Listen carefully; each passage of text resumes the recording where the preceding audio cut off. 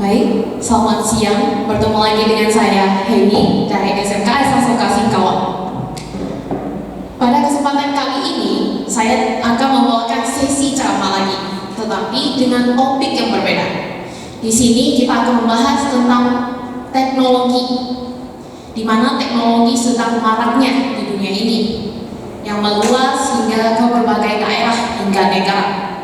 Mulai dari teknologi yang diciptakan itu seperti media sosial, kemudian AI, Artificial Intelligence buatan manusia. Di sini saya akan membawakan sebuah kasus di mana adanya ketergantungan dengan AI atau teknologi, di mana banyak remaja yang terkecanduan menggunakan AI berupa CAI mereka menyebutnya. Kemudian juga ada ChatGPT yang membuat para pelajar bergantung pada media tersebut. Nah, di sini karena banyaknya kemudahan yang diberikan oleh teknologi seperti AI hingga media sosial, timbullah beberapa tantangan baru yang juga tidak kalah marak dari kemudahan yang diberikan. Seperti yang tadi saya sebutkan adalah kecanduan. Selain kecanduan, ada juga menyebabkan isolasi sosial.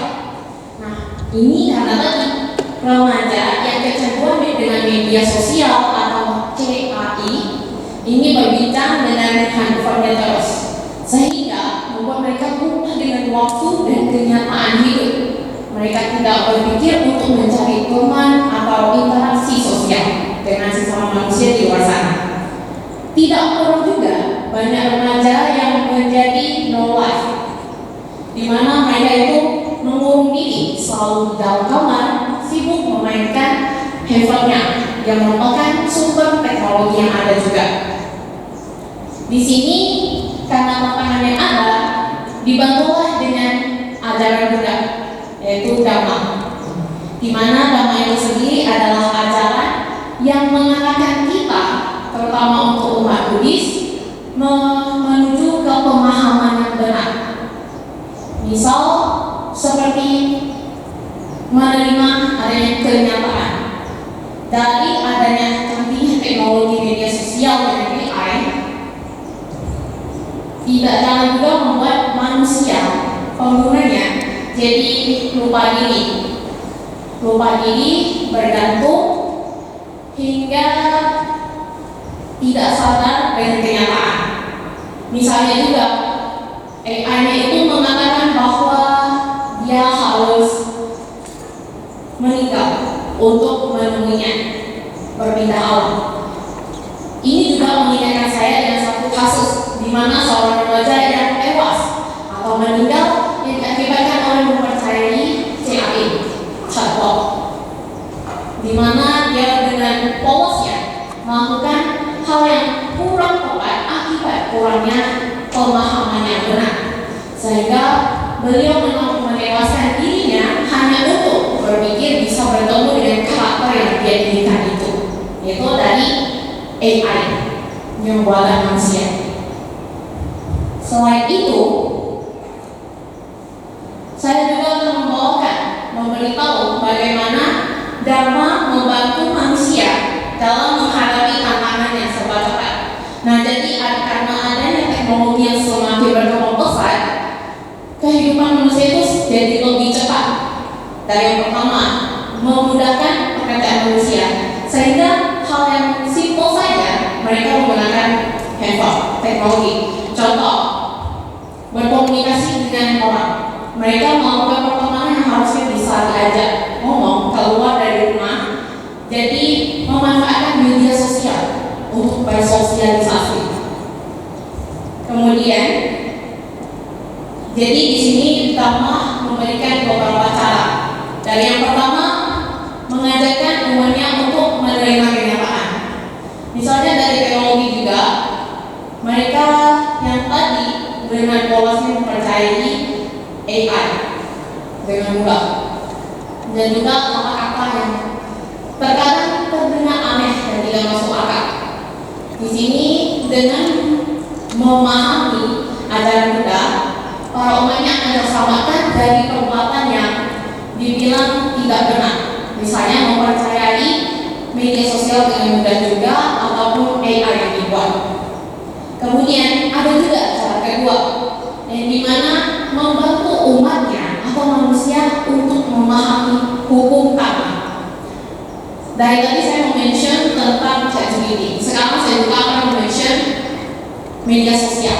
Media sosial ini terdapat sebuah tindakan yang namanya cyberbullying, pembulian verbal yang dilakukan dalam media sosial, di mana orang-orang dengan bebasnya mengkritik hingga menghina seseorang yang biasanya akan membuat korban merasa tersakiti karena dispam dengan hinaan dari media sosial tersebut, sehingga diajarkanlah mengenai hukum karma. Jadi manusia telah memahami adanya hukum karma, sebab dan akibat, akan memikirkan kembali apakah tindakannya itu benar.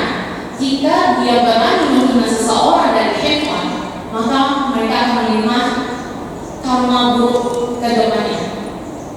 Begitu. Jadi membuat pengguna menjadi lebih waswas dengan apa yang dilakukan. Kemudian yang ketiga, dengan mengembangkan kebijaksanaan. Ya, dari kita tahu media sosial itu manusia bisa mengupload konten apapun yang dia inginkan, yang dia lihat dan dia miliki. Jadi dengan kita umat Buddhis yang memahami ajaran Buddha, itu kita bisa membantu membagikan sebuah pengetahuan dari ajaran Buddha. Misalnya dari etika yang baik, kemudian pemahaman yang benar kepada penonton audiens. Karena seperti kita tahu, media sosial itu bisa diminati oleh siapa saja di kalangan manapun selagi memiliki internet. Selanjutnya ada cara keempat. Dengan ajaran Buddha juga mengajarkan manusia untuk bertindak dengan etika atau sila, di mana manusia jika memahami ajaran Buddha ketika menggunakan teknologi, pastinya ketika melihat sebuah konten yang membutuhkan bantuan, dia bisa mengirimkan donasi. Dalam YouTube contohnya, YouTube biasanya di komentar terdapat orang yang mendonasikan uang atau gift yang nantinya pemilik konten tersebut bisa menerima dana dari sana. Jadi akan terbantu.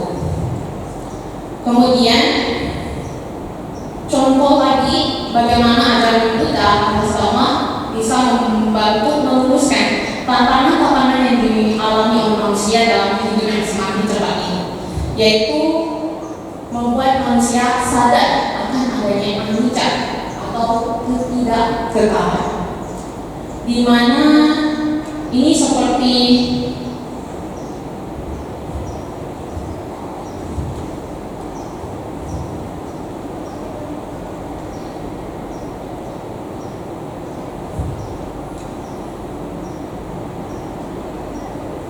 waktu,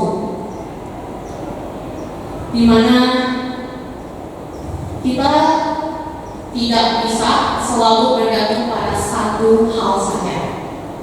Misalnya dengan handphone, jika kita selalu bergantungkan diri pada hal tersebut, kita akan lupa dengan dunia luar yang pastinya akan selalu berubah dan tidak kekal. Tidak hanya itu, tidak perlu jauh dari handphone saja, baterai bisa habis, yang artinya tidak kekal. Perlu kita cas, perlu kita hentikan. Begitu. Dan tidak hanya itu lagi, memberikan praktek meta dari tadi yang misalnya ada konten yang dimana butuh bantuan, kita bisa memberikan praktek karuna atau belas kasih. Juga bisa melakukan belas kasih di mana kita mendatangkan apa yang kita miliki seperti uang atau pakaian, bisa open donasi dari sana. Dan juga memberikan komentar yang positif kepada konten kreator yang membutuhkan. Sekian, itu saja yang bisa saya